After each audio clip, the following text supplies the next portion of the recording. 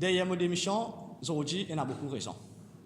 Ma première raison, c'est un manque de considération qui certains dirigeants dans le parti et envers les jeunes. Il y a un manque d'espace pour épanouir, pour nous capables de travailler en toute liberté. Qui fait moi dire ça? Moi explique-moi. L'année dernière, moi j'ai tenu une grève de la faim pour un problème de transport à Saint-Hubert.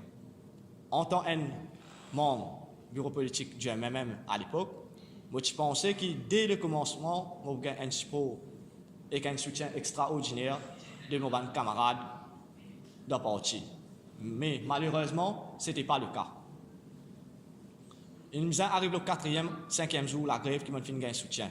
Et ça aussi, après qui ban les autres politiciens, les autres beaux politiques, les travailleurs sociaux, les ONG, fin apportement de soutien.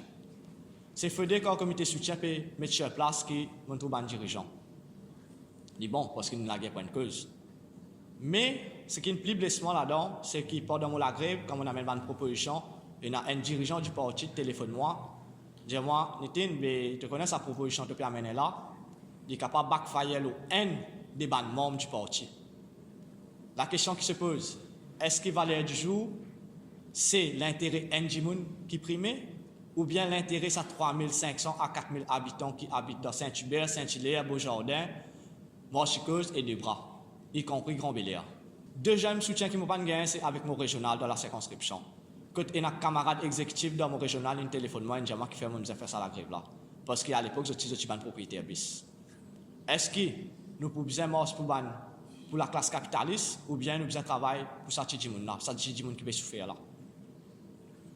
Mon plus touché encore, c'est parce que, comme on écoute une conférence leader du MMM à l'époque, dans ce sujet-là, je ne vais pas tenir cause NMO. C'est à la fin de cette conférence, il faut un journaliste qui pose question qui lui pensait de la grève de la fin qu'il va faire. C'est à ce moment-là qu'il explique les Ndjibout. Mais je me demande, moi, est-ce qu'il est parti une actualité nationale? Est-ce qu'il est parti un problème qui peut affecter beaucoup de monde?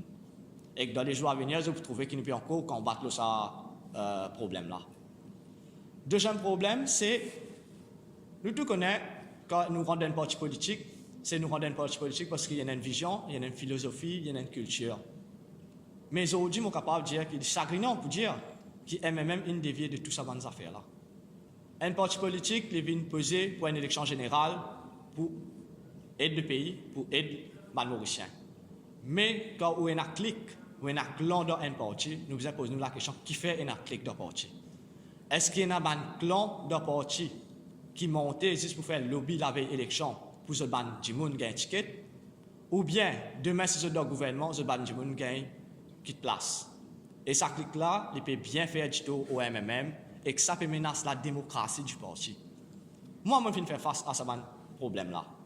Un autre point qui est bien blessé moi, qui me fait mon cœur faire mal, c'est toute la presse connaît MMM et un Web TV, c'est MMM TV.